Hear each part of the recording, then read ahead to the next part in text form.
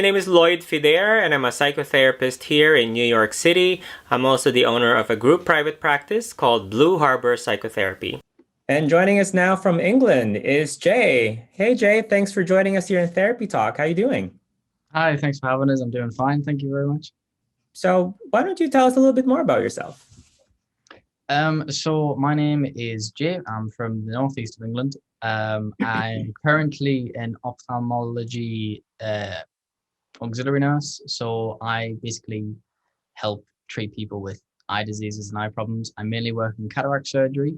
So I'm usually in the operating theatre with the doctor and a scrub nurse, and we're carrying out cataract day cases to help improve people's visions. I do a number of different things in the hospital, such as macular, glaucoma, retinal detachment and stuff. And it sort of just all depends on where I am through that day and stuff. And I'm looking to sort of progress in my career and become maybe a paramedic. So that'll be a massive change from my floor nurse work to then do a paramedic. So I'm doing the online training at the moment as much as I can, but with everything on hold, it's sort of just continuing at the hospital while there's nothing else really to do.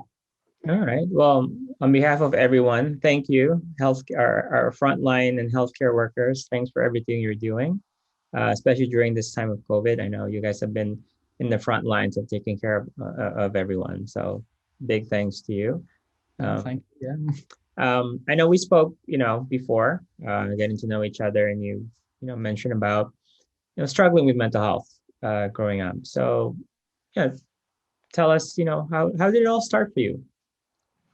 It's sort of just I think it just started with me as a normal kid trying to be a bit older than I was. I was only probably 12, 13 around the time, and I kept trying to be more mature and more older than I was and not treated as a kid. Like my biggest hatred is when I feel like a kid. So like even like now at like 21, like an adult to like tell like if I make a mistake at the hospital or something and my manager gives us like a stern word or something, I feel like just like a kid who's like getting like a slap on the wrist, and it really does me head in. So I think when I was a kid, it really played with me. So I did try and be a little bit older than I was and maybe do things that, a child really shouldn't do. Relationships at that age I was heavily involved in, and like kind of they didn't end well, and because you're a kid and you don't really understand them, and a lot of things get messed up or go wrong, and so it really then affected us, and just the outcome of the negativity from being in old mature relationships at such a young age sort of like had a lasting effect on us. And like I kind of feel like I missed out my childhood like a little bit because I was so just heavily involved in, oh no, well, my grandparents and my uncles and all the adults got together with their partners when they were 16. I'm coming up to that age, so maybe I should also now be trying to find someone. So I was always trying to be someone else and go off other people's sort of like timelines and like time phrases of what they did at certain points in their life. But then I wasn't being a kid. I didn't allow myself to be young and stupid and free. Mhm. Yeah. And from what you can remember, at what point did you start noticing that, something's not right, something's off? It probably around the age of 15 and stuff. Like it really, I didn't understand sort of mental health issues and disorders. It was all very new, and I just Hmm. I just didn't feel right, and I felt upset. And I just remember like passing out one day because I was self-harming really bad. I had cuts all down both arms, down my legs and thighs, on my stomach. Um, Hmm. I had bruises on my head from when I was just like banging my head against the wall and stuff. And I think after sort of taking a step back almost, and someone noticing and making me sort of see it from outside of my own eyes, I sort of realized I was like, yo, this this isn't right. Yeah. But during that time, what led you to self-harm, and what did self-harm do for you? um, it was sort of just a lot of bullying. Like I was a bit of I wouldn't even say a weird kid. I probably just like a normal kid. Like not kids nowadays, a lot of them just make stupid videos online and play video games with friends. And that's exactly what I did. I played, your Minecraft, your Xbox, your PC games, and I just used to film me and my friends playing them, or I'd film us like out in the woods and stuff, or on sleepovers, I'd film us randomly, doing tricks in the garden on the trampoline. And so, like, I think a lot of people, like, that was quite new still, I think, because of course it was 2012. So it was just like as YouTube and all that really started like kicking up.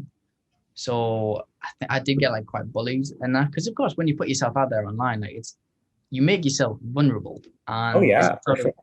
as a young kid who sort of didn't know anything to do with posting online, and especially the sort of how online had no restrictions or guidelines back then, like no one was watching it to sort of censor it. I was like a prime target to just sort of get attacked and bullied. So I did used to get bullied by a lot of people in my secondary school.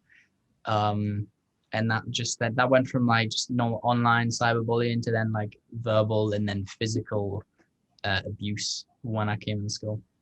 Okay. Oh, I'm sorry. You said physical abuse. Is that what you said? Yeah, yeah, it led to physical That abuse as well. from the other kids? Mhm. Okay. All right. And then so the self-harm that you described, you were saying like cutting, was it your finger or your wrist Yeah, or no, so yeah, it was my wrists and in my arms. It went all like it just went all up. I was covered in scars because to me it just felt like everyone else is hurting me. Everyone else is causing me pain. So I might deserve it. I felt like I deserved to be hurt. I deserved to feel pain. So I would inflict it on myself, Mhm. hoping that it would then make me feel better. Okay. Be sort of, oh well, everyone else is doing it to me, so I should do it to me as well. And I just felt so low, and it just didn't feel like there was anything else to do. I don't know how I got into it, but it it's weird. It just I don't know. I really don't actually know how like you get into it, but it just for something clicked one day, and I was just like, I have this just urge to then just hurt myself to make me feel somewhat better. Yeah. Yeah. And you know what? And I hear this a lot from some of my other clients that self-harming is actually a way. It doesn't make sense for some, but it's like it actually helps someone feel better. Mm-hmm. It also makes them feel because sometimes when someone is going through a lot of stressful things, they feel numb. So by doing something like a cutting, it makes them feel something, which also in turn makes them feel better. So I hear what you're saying, and I definitely understand that. And first of all, I just want to say I'm so sorry that you went through that. That was a hard time of your life. I'm sure, and to then having to resort to hurting yourself. Did you at that time, was anyone aware of what was happening and tried to help or intervene? Um, at that point, I think at that young age, no one really knew sort of what it really was. It's maybe I think one or two people might have knew. I might have mentioned it, but you just sort of if you hear something you don't like, you just ignore it. So I imagine that's what they did. They just sort of like, oh, it's I'm not taking part in this. I'm not involved, and they didn't have to worry about it. There did come a point where I told my parents and that and family, and there was a lot of tears. But from there, we got some support in that, and I went into therapy and counseling and all that. So Mhm. it was then good sort of telling. So I mean, as much as it was emotional, it was horrible, especially because I still look back now and feel really guilty on my parents that I put them through that. But it was nice because I'd like to think I'm somewhat normal now. Mhm. Yeah. And how was it for you to finally be able to tell your parents and then to finally receive help? It was good to not have to hide it because, of course, I just kept wearing sleeve. I never wear long sleeve shirts or anything, but I would always then sort of keep myself covered. So it was kind of nice to then not have to hide a bit and then sort of be able to be a little more open. Mhm. Um, again, the therapy initially, like I think I was there for about 2 years. And that was good. Like the first time I went was really beneficial in that, and it really helped with a lot of issues in that. Every now and then, I'd kind of sort of relapse and go back to some extent, some of the times I went back, it didn't work, whether that be because the mindset I was in or the kind of therapy I was getting wasn't the right one. But I've sort of persisted on working with myself and listening and trying to adapt to the different therapists I've had and stuff. And um, I think in the long run, it's worked quite well. Um, Now, did you, aside from therapy, was there anything else that was given to you as a way to support or help help you, like medications or any kind of different interventions? I was prescribed some medication for depression, for anxiety and insomnia. How old were Um, you then? I would have been 15 on the medication. So I've only taken the medication. I've only been prescribed medication for when I was 15 to about 16, coming up 17. Okay. And then since then, I really didn't want to be very dependent on medication and stuff. So I came off them. Around a similar time, I got my first job working at Rain Arena. It's just a glass collector. Okay. Because I had insomnia and I wasn't really sleeping, I did a lot of late shifts and night shifts, which technically was illegal. Oh, But because of your age? yeah, because of my age and stuff. But I think there was a weird leeway in like the rules of the place and stuff that I managed to get through. But um, I use that as like a sort of therapy because now I'm getting paid to be Mhm. awake. Like now I've got this mental disorder where I'm not able to sleep, but I'm no longer taking any medication to try and put me to sleep. I'm working, I'm earning money, I'm getting skills, I'm meeting new people. So it was really beneficial for me, and that sort of then became my medicine. That then became sort of my drug. Mhm. You're focused on something. You're present in whatever you're doing, and you're being productive. And at the same time, you're meeting people, and it feels good to be contributing to something, which in this Yeah. case is the job that you were doing. How was You mentioned about your parents. How was your family during this time? Um, they're all very. It's not. We're a very close family anyway. Um, we all live. I mean, we all live together at that point. Me two sisters, me mum and dad. 5 houses up the road is me nan and granddad. 10 houses along the road is me aunt and uncle. So like as a family unit, we're all basically in the same state. So it's really nice. We're a really close family. Um, but I'd want to think that it's because we're close that we all are very close. But I feel like I maybe get like a bit of extra treatment and messages even today from my sisters or from my mum and dad just to make sure I'm okay and checking up on us. I kind of feel like they were very supportive. My mom really didn't take it too well, and she still you know worries massively about us. Like if I'm not in the house, she can't sleep because Hmm. Okay. they worry about us. My dad, he's very like security oriented anyway, so he's always checking up on us. He's checking up on my sisters as well. But like I said, I still feel like I get maybe a little bit more because I'm clearly not mentally as sound.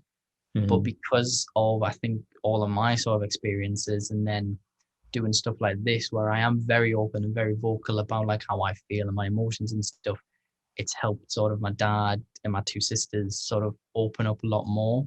Mhm. I think my mom does hold a lot together, but she easily breaks. So it's not long she holds it on before she sort of like tells us how like she feels and that. So I feel like it has emotionally managed to sort of bring us all together and we're all a lot more honest about all of our feelings and emotions when we're down and stuff. Yeah, well, I'm happy to hear that.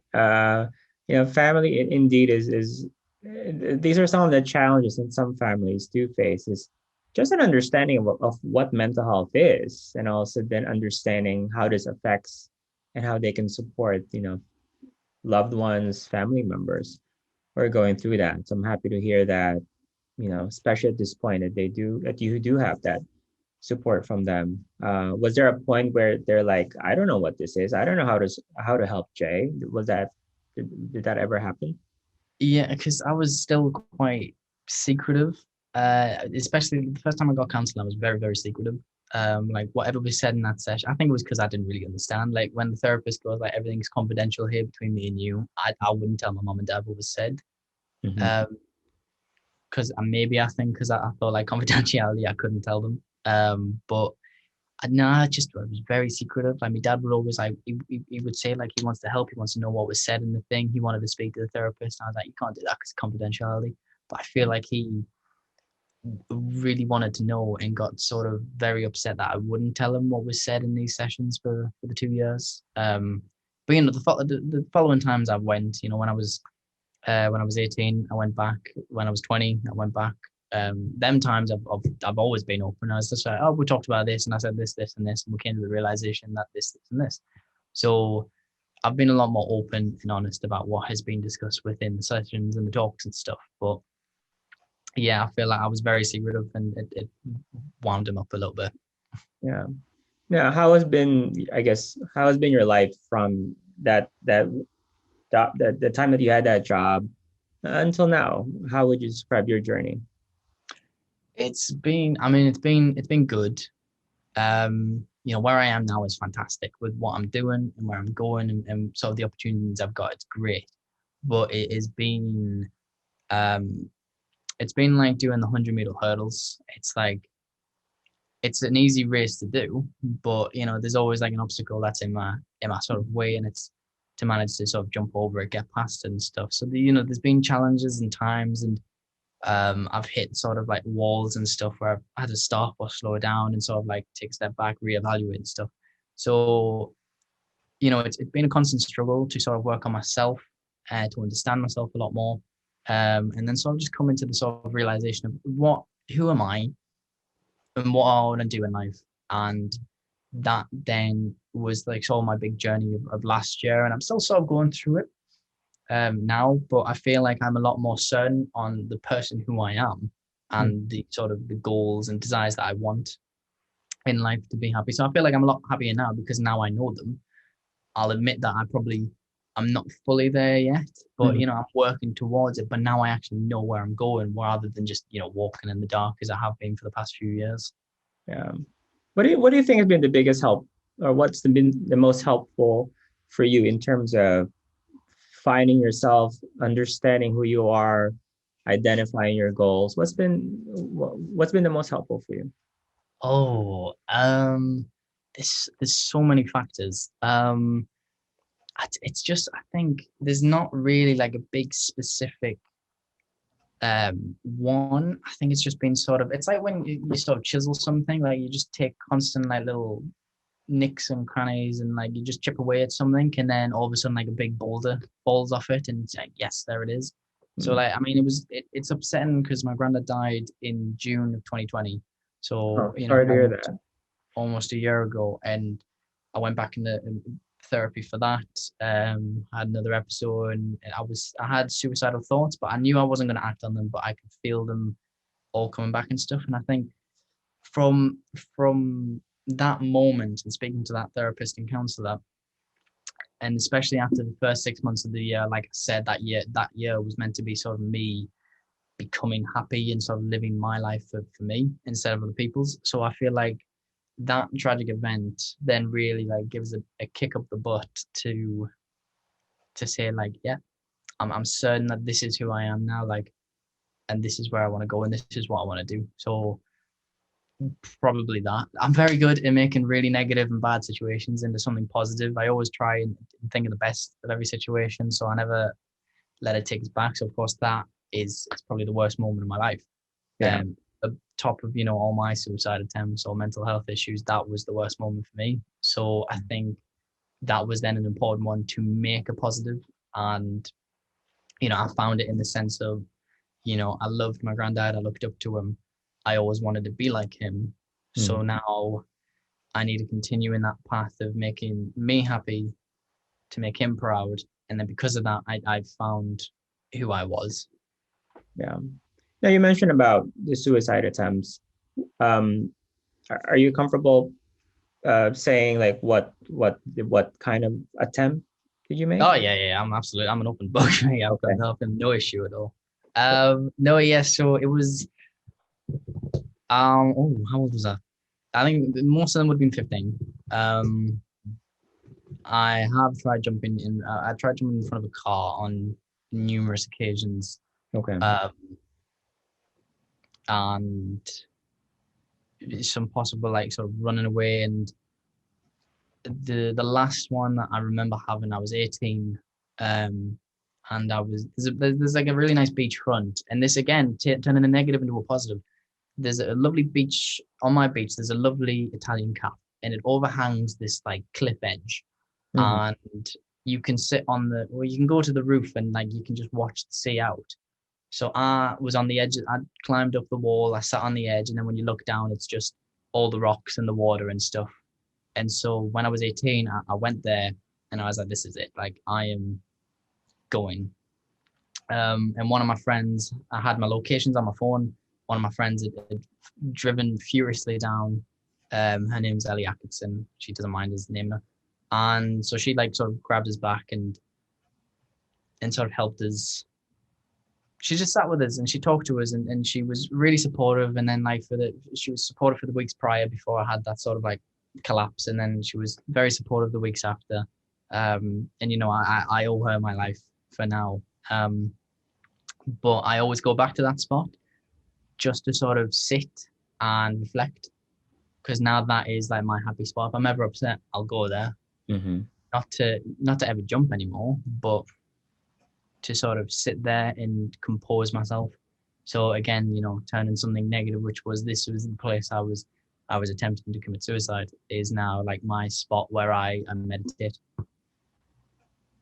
Yeah. I mean, isn't that great that you were able to turn a negative experience to something positive that's actually helping you now? To go back to that spot and, use that space and time as a positive, as a positive thing. I mean, that's great. For some people, that's going to a spot, going to a spot like that is can be triggering because something happened there. But Mhm. for you, Yeah, you, that's why I've never wanted to live like I know there's a lot of triggers and stuff, and there's one which I know sets me off sort of all the time.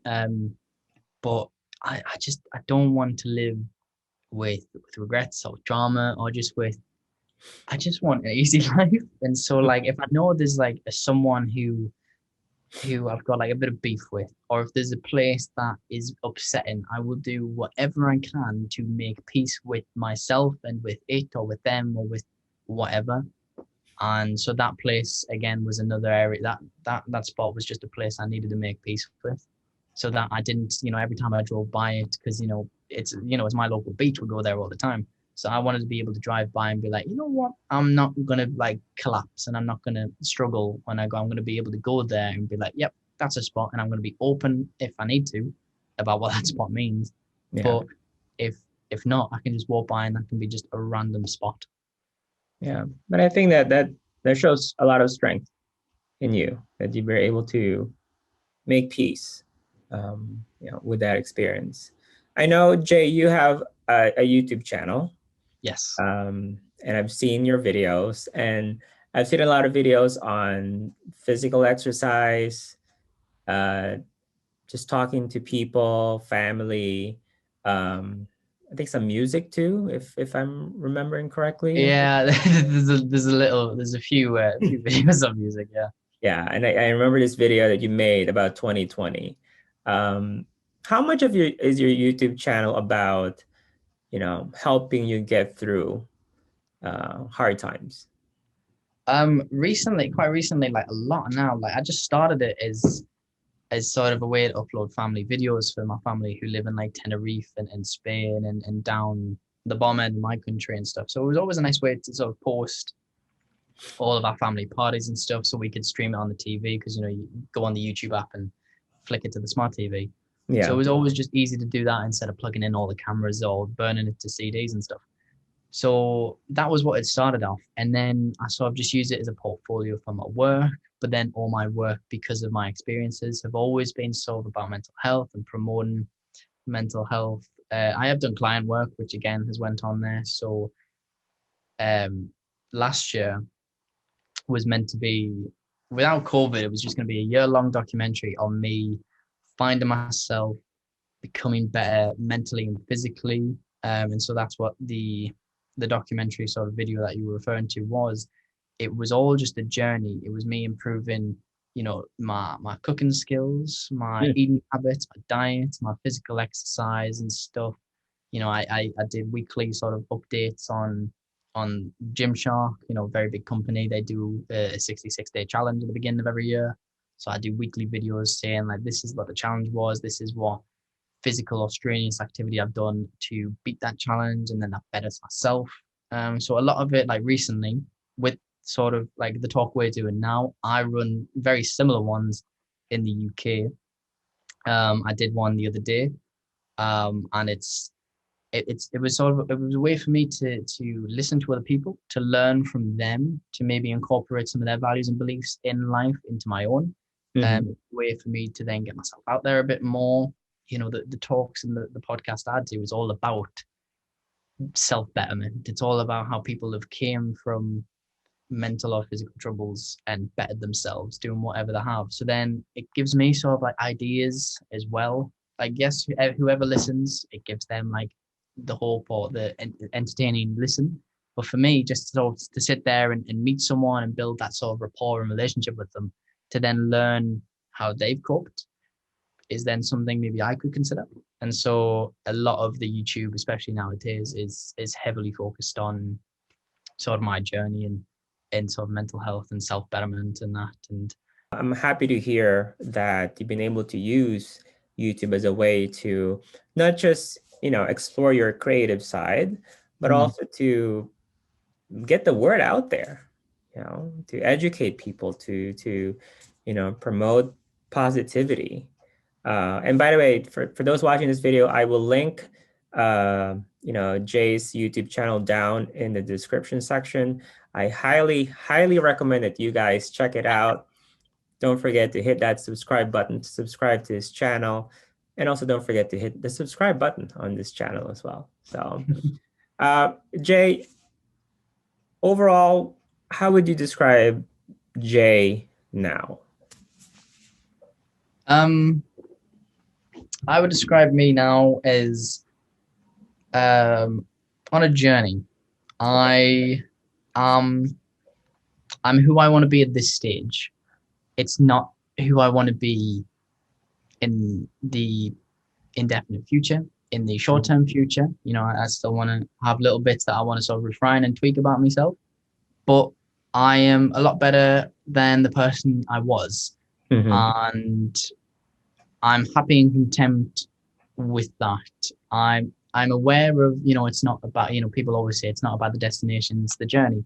And that's somewhat true in this sense. It's like I know I'm not at the ideal goal yet, but I'm not gonna sit and cry about it, because I know at the moment I'm very happy with myself and where I am with what I've come through and learned. Yeah, and you're right. It's really a journey, and I think all of us are still in a journey.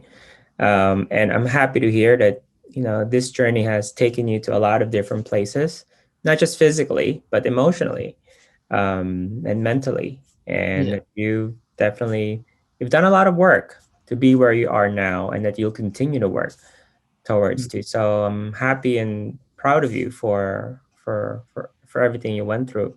Now, Jay, what would you say to everyone that will be watching this video, teens that probably was in the same boat as you were back then, getting bullied, thinking about, you know, maybe harming themselves or just feeling depressed, or just for anyone who's going through, mental health issues. What would you like to say to them? I'd like to say, I mean, there's no, as harsh as I want to be harsh, and I want to say there is no end to it.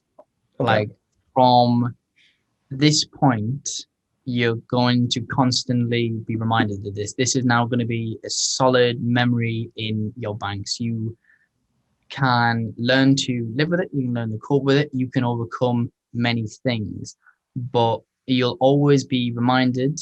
You might forget about a lot of your past, but there will always be something that reminds you. What is important is how you react to it. You can overcome it and not let it consume you, control you, There is always people who can help if you reach out and talk. It's always a constant battle with yourself, and with people. We don't like iOS's, MacBooks, Apple, all the updates. They're constantly updating. Like people, we update as well.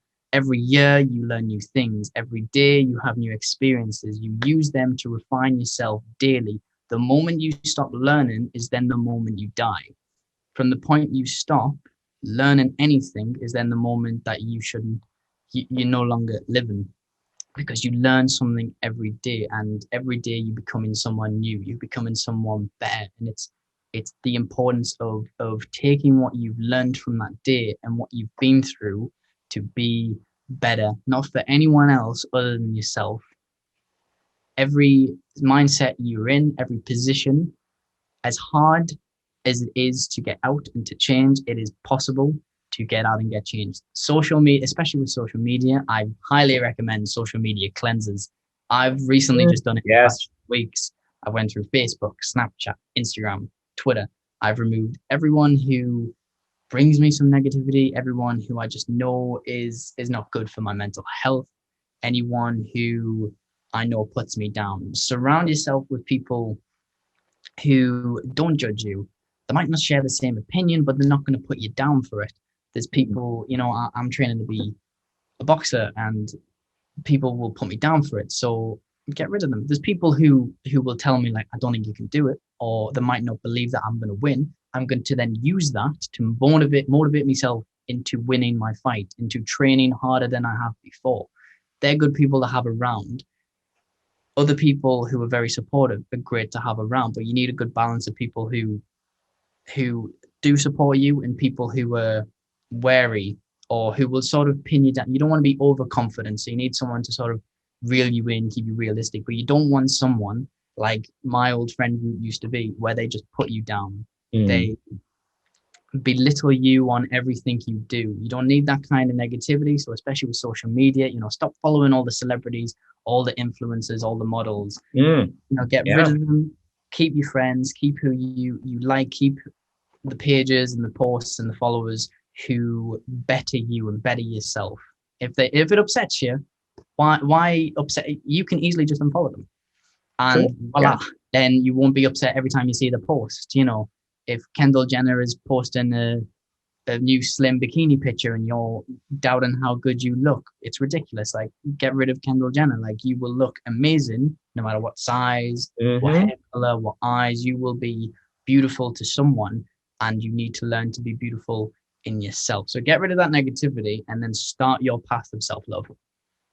I love that. I mean, I think these are all wonderful messages. And the whole update thing on the iOS, Mac, I think I'm gonna start using that. I'll let you use that one. Yeah, I'm gonna use that. If that's okay with you, I'm gonna start using that with my own clients. I think it's a great metaphor. There's always gonna be updates in our lives, and that's how we get better, is by doing an update, right? So I think those are just wonderful, wonderful messages. Jay, I'm happy for you to where you are now. I'm proud of you and all the work you've done. And it's really a pleasure to have you at Therapy Talk. So thanks again for being part of this video. No, I appreciate it. Thanks for inviting us down. It's been a blast. I love doing stuff like this. It's great. So thanks for giving us the opportunity. My pleasure. Maybe I'll have you in a future video someday. And Jay, again, a pleasure. Thanks for being part of this video. And thanks again. And I hope you have a great weekend. Thank you. You too, my friend. Appreciate it. My pleasure. Take care. You too. Once again, a big thanks to Jay for taking the time and sharing his mental health journey with us. Jay, thanks so much again, and I definitely learned a lot from you, and I hope all of you learn a lot from Jay's story. Jay, keep up the good work, all right? You're doing great. And if you know anyone who would like to chat with me and share your mental health journey and be featured in my channel, you can also send me an email, Lloyd@blueharborpsychotherapy.com. And also, please feel free to share this video to all your friends and family, because I'm sure all of us can learn a lot from Jay's story.